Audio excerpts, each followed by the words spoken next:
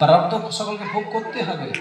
আজকে কেউ ক্ষমা পায়নি, ধৃতরাষ্ট্র ক্ষমা পায়নি, তীর দিয়ে পাখিদের চোখ অন্ধ করার কারণে সে পরবর্তী অন্ধ হয়েছিল।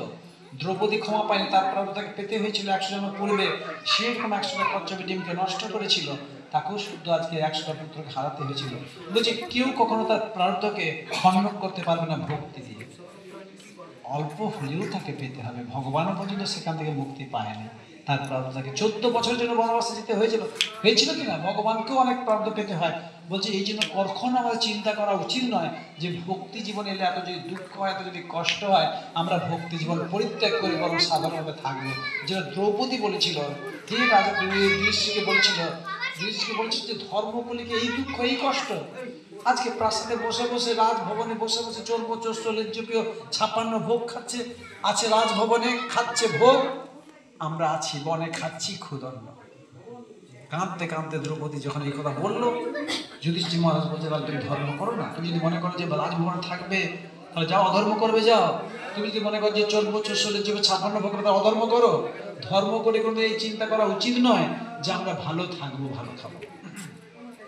ধর্মের মূল উদ্দেশ্য ভগবানকে প্রসন্ন করা। সুদামাকে একটি দিনের জন্য কৃষ্ণকে ভুলে গেছে, এত অভাব, এত দারিদ্র, এত অনটন, কিন্তু তবু মুখে কৃষ্ণ নাম ছাড়া কোনোদিন অন্য কিছু চিন্তা করেনি।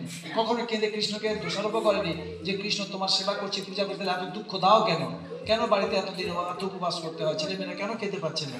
কেন পরনে ভালো পোশাক নেই? কেন স্ত্রীকে একটা ভালো পোশাক দিতে পারছে না? একটা দিনের জন্য দোষারোপ করেনি।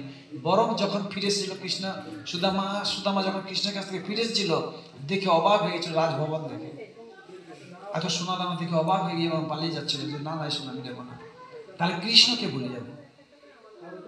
কাকে ভুলে যাবো? কৃষ্ণকে ভুলে যাবো। তাহলে ভগবানের ভক্ত সবসময় কাকে খুশি করতে চায়? এই জন্য স্বামী স্ত্রী রাত্রে না ঘুমিয়ে জপ করতো, কৃষ্ণ নাম জপ করতো। স্বামী স্ত্রী, সুদামা তার স্ত্রী জপ করতো। যেদিন ক্ষুধায় ঘুম নেই সে জপ করে যাচ্ছে। শ্রীধর ঠাকুর ওখানে রাত্রিবেলা জপ করে যাচ্ছে, চিৎকার করে করে বিরাম করছে। কেন? ভক্তরা সবসময় যে কোনো বিনিময়ে কৃষ্ণকে খুশি করতে চায়। তাই প্রথম বার্তা, প্রথম প্রশ্ন কাঁচ ও বার্তা। আসল বার্তা কি? না, আমরা যেন সবাই কৃষ্ণের ভক্ত হয়ে কৃষ্ণকে ভক্তি করি। বোঝা গেছে? কেন কৃষ্ণকে ভক্ত করবো? ওই যে দাস ভৃত্যের সম্পর্ক, তিনি আমাদের প্রভু, দাস আর প্রভুর সম্পর্ক, আমরা তার দাস। 1, 2 কি আশ্চর্য?